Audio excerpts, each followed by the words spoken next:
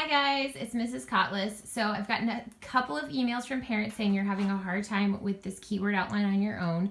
So I wanted to go over a few things. First of all, when we do a story sequence chart, we're not doing a keyword outline of every sentence, right? So we can combine things in order to answer the questions. So for setting and background, we've got our story here, right? And then, sorry, this is going to be shaky for a second while I turn the page. Then we've got our story sequence chart on the next page. And it asks us questions like, hold on, sorry, you're seeing my messy classroom.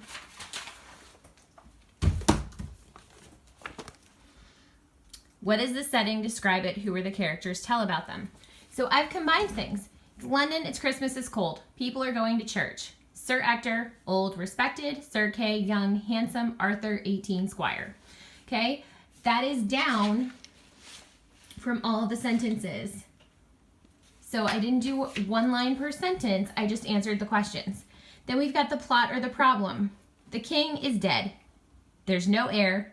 Who should be king? There's a boom. Everyone goes outside. They see, sorry, that's supposed to be an eyeball.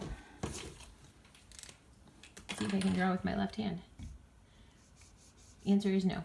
They see the anvil with the sword on top of the stone.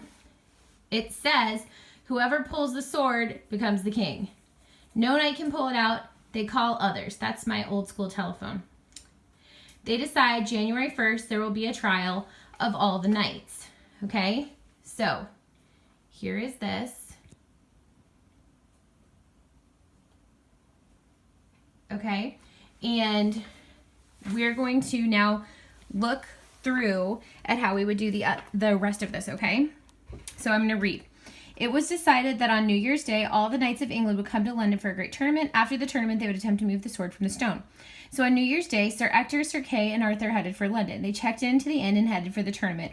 As Kay's turn to fight neared, Arthur helped him on with his armor. Now hand me my sword, he said. The sword, Arthur gasped. It's not here. It must be back at the inn. Stupid boy. How can I fight without my sword? Kay growled. Go fetch it. Arthur knew there was no time for that, but he was not going to argue with Kay. He jumped on his horse and prayed for help. On the way to the inn, he passed the churchyard and saw the sword in the stone. There was the answer to his dilemma. I'll just grab that sword, he thought. He hopped off his horse and hastily pulled the sword from the stone. He rode to the tournament in time for the match and handed Kay the sword. That's not my sword, Kay roared. He looked at it. It's the sword from the stone. How did you get this? Arthur explained what he had done. Everyone gathered around. The boy is lying, some said. So the crowd took Arthur back to the old churchyard. They told Arthur to put the sword into the stone, which he easily did.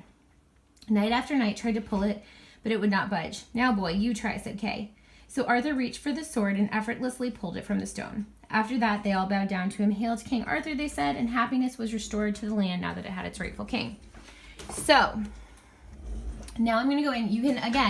You can pause this video right here if you need help with your keyword outline.